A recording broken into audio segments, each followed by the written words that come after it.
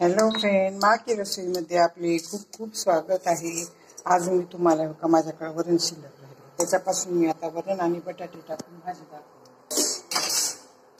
आता बघा, ह्याच्यामध्ये मी कांदा आणि लसूण टाकणार आहे. टोमॅटोचं वरण आहे. टोमॅटो टाकायचं होतं पण ते आंबट होऊन बसेल परत आणखीन जास्त टाकल्यानंतर. आता बघा, ह्याच्यामध्ये मी मोहरी टाकते. तेल गरम झालं, आता जिरे टाकते. कढीपाला टाकलेला आहे वरणामध्ये म्हणून टाकणार आहे. आता कांदा टाकायचा भाजायला. कांदा चांगला भाजला की त्याच्यामध्ये आपल्याला थोडे मसाले टाकायचे. मसाले जास्त टाकायचे नाहीत का तर वरणच आहे ना तयार, म्हणून मसाले जास्त टाकायचे नाही.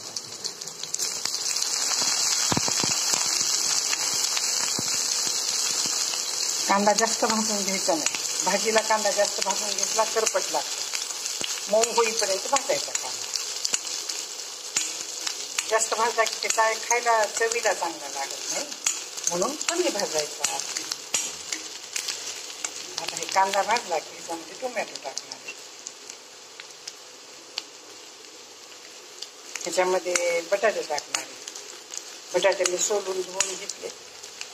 मला नसलं सोलायचं तर नका सोलू. वरची साल चांगली असते, फॉस्फरस भेटतं शरीराला आणि कॅलेस्ट्रॉल वाढत नाही बरं का. ह्याच्यामध्ये ना एक बटाटे टाकले.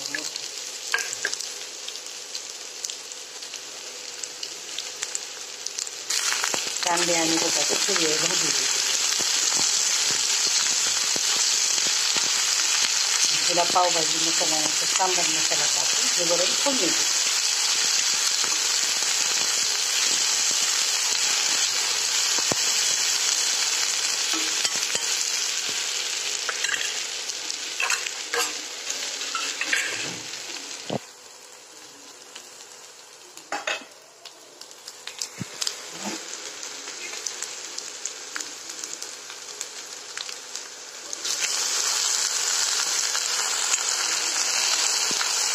वाफ येईल ना कॅमेरा कसं दिसायला.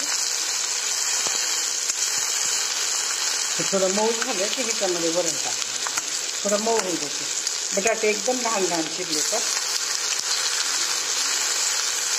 जास्त मोठे चिरले नाही, ते थोडे आणि मऊ होते चांगले.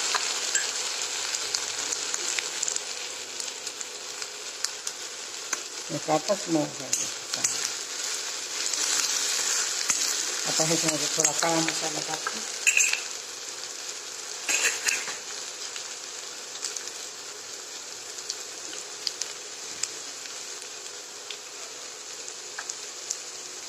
हळद नाही टाकत, हळद सकाळी टाकली.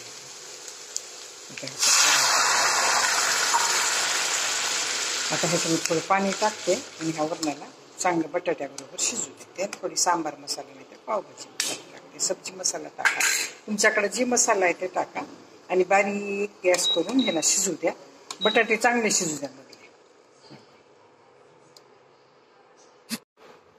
हे बघा, झणझणीत तरी आलेलं लोखंडाच्या कढईत हे बटाट्याचं वरण तयार झालंय बरं का. तुम्हाला तर हे असं करायचं नसलं तर काय करायचं, तुरीची डाळ भिजवायची, 2 घंटे भिजवायची तुरीची डाळ, आणि बटाटे चिरायचे, टोमॅटो चिरायचे, लसूण अद्रक हिरवी मिरची टाकायची. अगोदर कांदे बटाटे आणि लसण हिरवी मिरची आणि अद्रक भाजून घ्यायची आणि नंतर त्याच्यामध्ये तुम्हाला तुरीची डाळ टाकून हे सगळं शिजवायचं.